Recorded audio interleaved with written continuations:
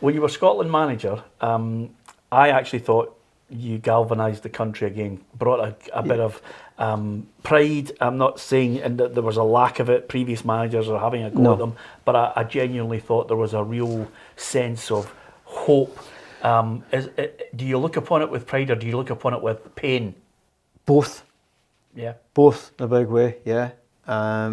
There's probably a week goes by and you think, oh, if we just scored that one extra goal, if we just kept pulling it, that one thing, or in Germany when I actually thought we were going to beat the world champions at 70 minutes, you think, oh, set plays again, killed us. So I look back at it and I go, right, okay, nearly got there.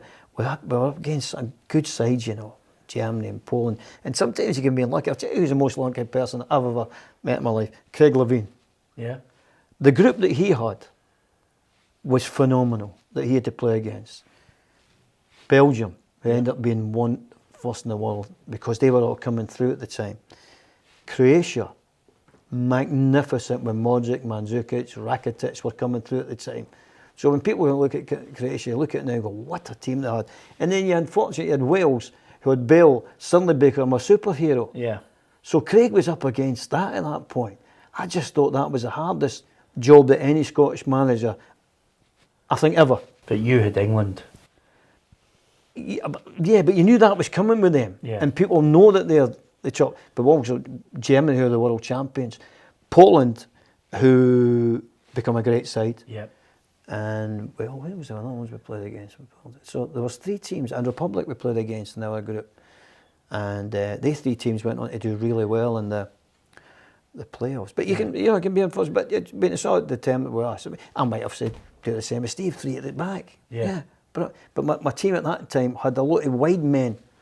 Was there a moment when you were sitting at that trackside, because we were working that day? There was me, Kenny Miller, Chris Commons and Ruffy, and we're 2-1 up. Griffiths has hit the 2 magnificent free kicks. Yeah.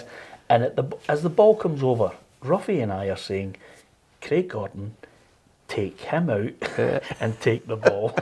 Do you relive it in your head? I mean, everybody talks about Stuart Armstrong, which I think is a wee bit Well, it's absolutely unfair on Stuart Armstrong. And people say, if he just, but he's a football player. If we put another pass and we're up the pitch, and that's what happens. Stuart's a magnificent fella, and he's come at the end of the game and went, oh, don't start. No, don't apologise. That's football. Yeah. There's still another 9 years behind the ball at this point.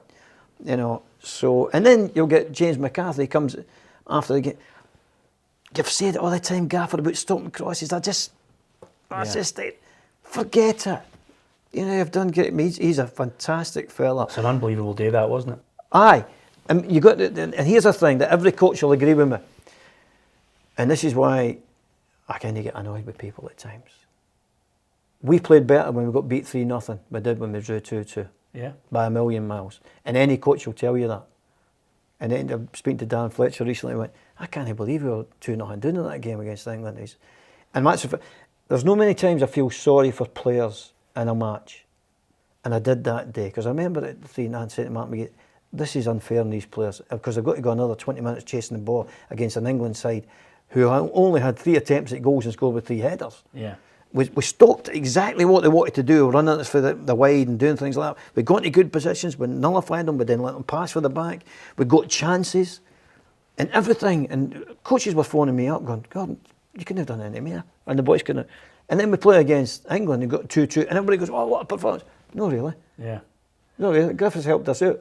But we did basic things like that at one point when we were doing, put Chris Martin on, put the ball up to him, see if he can bring it into play, or get free kicks. And that's what he did. Yeah.